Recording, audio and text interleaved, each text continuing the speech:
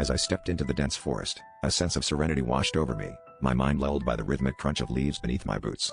But then, an unsettling echo of my voice pierced the air, and I froze. "Beautiful day, isn't it?"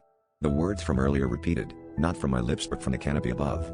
At first, I chuckled, thinking it was merely a clever mimicry by the forest's avian inhabitants. But as I ventured deeper, the birds' mimicry grew more unsettling. They captured not just words but the very tone and inflection of my voice, repeating phrases I hadn't uttered aloud. My heart pounded as I realized they were parroting my thoughts, those secret, unspoken musings. Panic set in when a chorus of avian voices shrieked my deepest fears into the silent forest. I stumbled backward, desperate to escape, only to find myself surrounded.